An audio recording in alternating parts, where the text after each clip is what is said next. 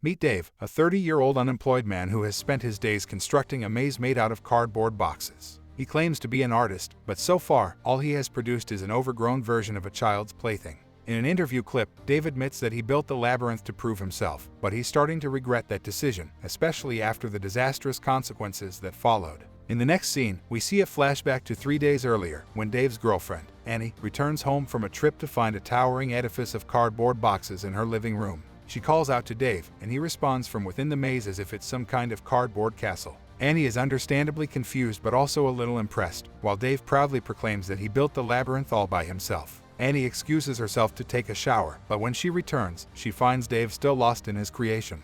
He explains that he's been working on the maze all weekend and has lost his way. Annie, not understanding the appeal of cardboard constructions, reminds him that he can easily escape by just knocking over the boxes. But for Dave, it's not that simple. He's become too invested in his creation, and he's not ready to give up on it just yet. Dave seems like a man who needs a hobby that's a bit more practical. Perhaps something that doesn't involve getting lost in a cardboard labyrinth for days on end. Annie tries to enter, but Dave shuts her down, claiming that she'll get lost. Concerned, Annie questions how long he's been trapped, and Dave admits it's been 3 days. Now worried, Annie suggests breaking down the cardboard, but Dave remains determined to find another way out.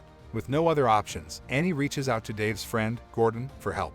After arriving, Annie fills him in on the situation, while Dave warns them not to come in until the maze is complete. He boasts about the beauty of his creation, which he built from the center outward like a seashell. While discussing their predicament, Gordon snarks that it's typical of Dave to start something and leave it unfinished. The pair also speculate about Dave's bathroom arrangements, to which he replies that he hasn't eaten in 3 days. Hearing this, Annie grows increasingly worried, prompting Gordon to attempt lifting the cardboard. But suddenly the ground begins to tremble as if there's a giant blender at work inside the maze. In a desperate attempt to get help, Gordon reaches out to their mutual friend, Leonard, who ends up bringing along an eclectic group of characters, including Harry the journalist, his camera crew, the overly eager Jane, 2 Belgian tourists, and even a homeless man who probably just wanted to catch some Z's. Dave warns everyone not to even think about entering the maze due to the countless dangers lurking within, including booby traps and obstacles that would make Indiana Jones think twice. But Leonard, being the hero, tries to help anyway, but Dave puts his foot down and sends him packing.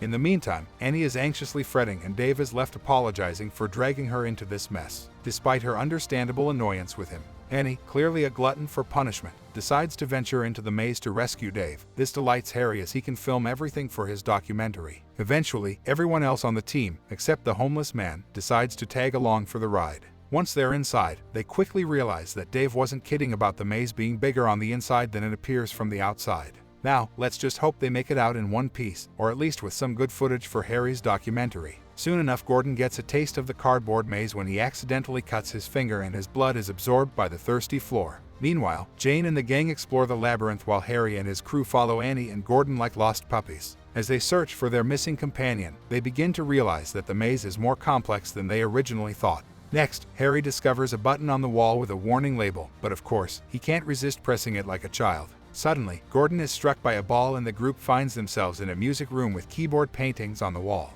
As they experiment with the black keys, they discover a hidden path through the wall. And that's not even half of it.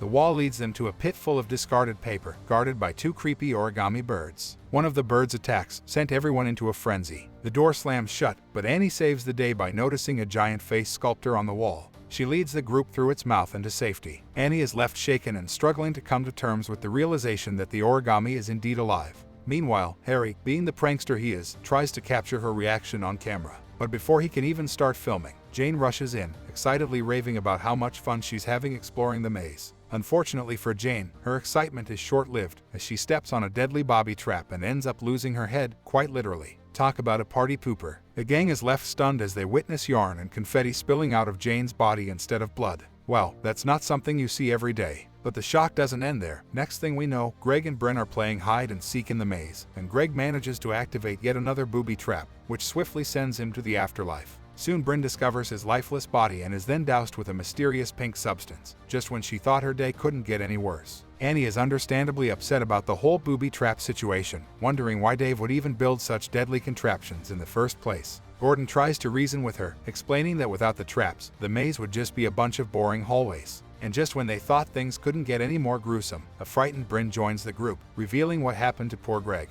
Much to everyone's surprise, soon Greg's body vanished. But that's not all. There's a trail of blood and giant footsteps leading out of the room. Gordon, the detective, quickly deduces that the culprit is a man-eating, half-bull, half-human monster, otherwise known as the Minotaur. At this point, Annie decides enough is enough and takes matters into her own hands. She cuts a hole through the cardboard wall with a knife, determined to lead everyone out of the maze. But things start to get even more exciting, if that's even possible at this point.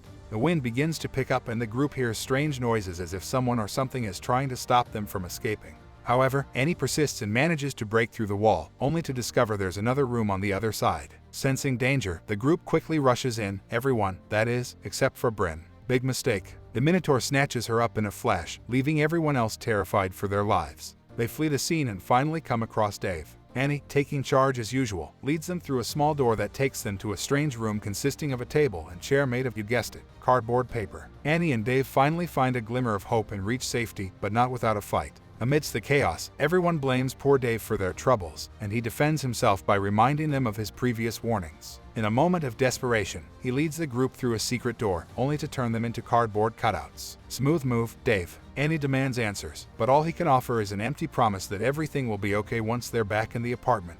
Of course, just when they think they're in the clear, a giant decides to crash the party. Dave leads them out of harm's way and back to their normal forms, but not before the Minotaur decides to follow them outside.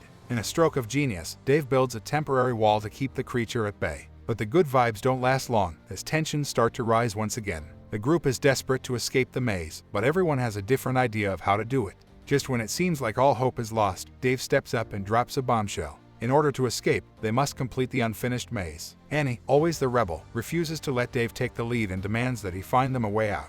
Reluctantly, Dave agrees, and they come across a strange wall. As if things couldn't get any weirder, Dave realizes he has no recollection of building the maze. Meanwhile, Leonard returns to his humble abode only to stumble upon the gruesome sight of Jane's head lying next to the Minotaur's axe. And just when you thought it couldn't get any creepier, a giant origami insect latches onto Leonard's back. It's just another day in the maze, folks. Elsewhere, Dave takes Annie and the gang to the entertainment room where he introduces them to some vintage British fun. Dave then decides to take them to another room with an alluring opening on the wall. It's like a moth to a flame, and Annie and the others are drawn to it. But Dave is quick to warn them to stay away. Of course, they don't listen, and that's when Dave reveals his hand, which has somehow turned into cardboard after he stuck it in the opening. Just another hazard of living in a maze, I suppose. As they continue on their journey, they quickly realize that the maze is growing on its own. That's right, folks, it's a self-sufficient maze now. The situation becomes too much for poor Dave, who reaches his breaking point and calls for everyone's help in killing the giant creature so he can finish the maze and finally head home. Unfortunately for him, the group isn't too keen on the idea. Even in the face of danger, Harry decides it's the perfect time for an interview for their documentary. Talk about dedication. Dave reluctantly agrees and pours his heart out during the interview. Dave admits to hating himself for being a 30-year-old freeloader living off his parents. To prove that he's capable of more, he built a maze and invited people to get lost in it, including his poor, unsuspecting parents. He even apologizes for the unfortunate souls who lost their lives in his twisted experiment. Annie, bless her heart, gets emotional and offers to help him escape. Looks like our finally found has found his very own damsel in distress. And just like that, the gang is back at it, brainstorming an escape plan with renewed vigor. Gordon suggests that the maze must have a heart, considering how it seems to be alive and growing. If they can find and destroy it, they just might be able to get out alive. Dave agrees but laments that he didn't create a weak spot in the maze. Because, you know, why make things easy for your potential victims? At this, Gordon dishes out some tough love, pointing out that Dave's reluctance to finish the maze stems from a fear of failure. But Annie jumps in, reminding us all that failure is just a part of life. With encouragement, Dave gets back to work on the chrysalis, hoping it will be the key to their escape. And just when things were starting to look up, they stumble upon Bryn, a victim of the maze, now reduced to a paper doll hanging on the wall. Bryn, ever the high-five enthusiast, requests a celebratory palm slap from the group. But alas, the group is wise to her tricks and refuses to engage in her trap. Dave and Annie, on the other hand, continue their search for their destination, while Gordon and the rest stay behind to keep Bryn distracted. As fate would have it, Dave and Annie happen upon a dark tunnel. In the next scene, we find Dave and Annie engaging in a conversation that reveals Annie's never-ending quest for success while Dave appears content to remain a lowly bum. Their conversation shifts like the sands of the desert, but they remain happily together. Meanwhile, back in the dark tunnel, the dynamic duo reaches the center of the maze and proceeds to construct the heart of the labyrinth. Annie, wielding a sword like a pro, hacks through the cardboard wall to unveil their creation.